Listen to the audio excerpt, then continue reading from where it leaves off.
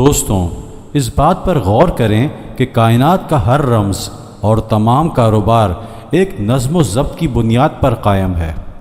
اور غور کریں اس میں ذرا سا رد و بدل ایک تباہی کی بنیاد ڈال سکتا ہے۔ اللہ تعالیٰ سورہ یاسین میں ارشاد فرماتا ہے،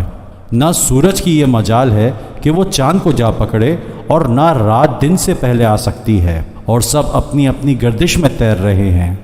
غور کریں کہ وہ کون و مکان جس میں انسانی زندگی قائم ہے، جب وہ ایک ربط میں آگے بڑھ رہی ہے تو یہ کس طرح ممکن ہے کہ اس میں رہنے والی مخلوق بشمول انسان ان اصولوں سے مبرہ ہو؟ یہ بھی امتحان کی ایک قسم ہے، کیونکہ اللہ نے انسان کو اختیار دیا ہے تو وہ اپنی سہولت کے تحت اپنی زندگی کو ڈھال لیتا ہے، مگر اس کی زندگی میں سہولت تو مل جاتی ہے، مگر وہ کامیابی نہیں جس کا وہ متمنی ہے۔ ہمیں اپنی زندگی میں نظم و ضبط کا حکم اللہ نے دیا ہے اور اسی کو کامیابی کی بنیاد قرار دیا ہے۔ اگر ہم سورۃ العصر پر غور کریں تو یہاں تو پوری بات ہی نظم و ضبط پر محیط ہے، بلکہ اللہ تعالیٰ تو زمانے کی قسم کھا کر انسان کو تاکید کر رہا ہے کہ انسان خسارے میں ہے، سوائے ان لوگوں کے جو ایمان لائے، نیک عمل کیے، صبر کیا اور صبر کی تلقین کی۔ بڑی حیرت ہوتی ہے اس کلام پر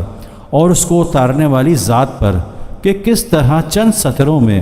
اس ذات نے تمام اصولوں کی بنیاد بتا دی۔ اگر اس سورہ کی بات کی جائے تو یہ پوری ڈاکٹرائن ہے، پورا فلسفہ حیات، کیونکہ تقاضا ایمان بنیادی جز ہے جس سے ایک طرف تو خالق حقیقی کا تعارف ہوتا ہے اور اس کی صفات جاننے میں مدد ملتی ہے کہ کس طرز پر اس نے اپنی تخلیقات کی اور تمام چیزوں میں وقت مقرر کیا۔ خود اللہ تعالیٰ نے اپنی تخلیقات میں وقت کی اہمیت کو اجاگر رکھا ہے۔ اللہ تعالیٰ سورہ الحدید میں ارشاد فرماتا ہے کہ وہی ہے جس نے آسمان اور زمین کو 6 دنوں میں پیدا کیا اور پھر عرش پر متمکن ہوا۔ وہ جانتا ہے جو زمین میں داخل ہوتا ہے اور جو اس میں چڑھتا ہے، اور تم جہاں کہیں بھی ہو وہ تمہارے ساتھ ہے اور تمہارے کاموں کو دیکھ رہا ہے۔ اس آیت میں 6 دنوں یعنی وقت کا تذکرہ آتا ہے، اور پھر اس بات پر اللہ کی نصیحت کہ کاروبار زندگی کا ہر رمز نہ صرف اللہ کو پتہ ہے بلکہ وہ برابر ہم پر نگاہ رکھا ہوا ہے،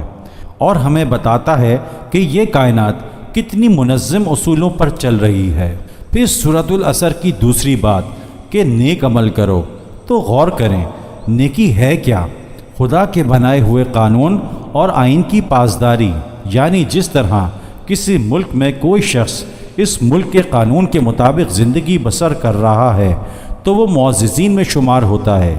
یہی اصول اللہ کا بھی ہے۔ اس نے ہماری رہنمائی کے لیے قرآن نازل کیا اور امور زندگی کے قواعد و ضوابط طے کیے، تو ہم بھی پابند ہیں انہی اصولوں کے تحت اپنی زندگی بسر کریں اور اس میں کامیابی حاصل کریں۔ لیکن غور کریں کہ راہ زندگی ایک سیڑھی کی طرح سیدھی نہیں ہے جس پر آپ قدم بقدم چڑھتے جائیں اور بلندی پر پہنچ جائیں، بلکہ یہ ایک سانپ سیڑھی کے کھیل کی طرح ہے جس میں کبھی آپ صرف ایک قدم ہی بڑھ پاتے ہیں اور کبھی 6 گھر آگے چلے جاتے ہیں۔ بعض دفعہ 99 کے ہندسے پر پہنچ کر آپ کو وہ سانپ ڈس لیتا ہے اور آپ کو اس مقام پر پہنچا دیتا ہے جہاں سے آپ نے اپنے سفر کا آغاز کیا تھا۔ آپ کا دل ٹوٹ جاتا ہے اور ہمت جواب دی جاتی ہے، لیکن غور کریں کہ آپ پھر بھی اس کھیل میں مخالف پر تشدد نہیں کرتے اور ایک دفعہ پھر ہمت کرتے ہیں اور صبر کرتے ہوئے دوبارہ کوشش کرتے ہیں۔ اسی صبر کے بارے میں اللہ تعالیٰ نے سورۃ العصر میں تاکید کی ہے، جو آپ کو آپ کی ہار یا نقصان ہونے پر قائم کرنا ہوتا ہے اور ایمان رکھتے ہوئے آگے بڑھنا ہوتا ہے۔ یقیناً یہ ایک مشکل کام ہے، مگر غور کریں تو اگلی بار جب آپ آگے بڑھیں گے تو پچھلی غلطیوں اور اصول و ضوابط پر نظر ثانی کے بعد اس وقت آپ پر بہت سے ایسے راز منکشف ہو چکے ہوں گے جنہیں آپ پچھلی کوشش میں نہ جانتے ہوں گے، اور آپ جب اپنے حوصلے کو دوبارہ قائم کر لیں گے اور اپنے نظم و ضبط کو اور بہتر بناتے ہوئے چلیں گے تو کامیابی ملنی شروع ہو ہی جائے گی، جو آپ کے حوصلے کو بلند کرتی رہے گی۔ تب آپ یہ دیکھیں گے کہ آپ کے اطراف میں بھی ایسے لوگ موجود ہیں جو اس دور سے گزر رہے ہیں جن سے آپ ابھی ہو کر نکلے ہیں، اور ہو سکتا ہے وہ آپ کے اپنے ہی ہوں، اور نہ بھی ہوں تو ان کی مدد اور ان کو حوصلہ دینا اللہ کے پسندیدہ عمل میں شمار ہوگا۔ یہی تلقین ہے۔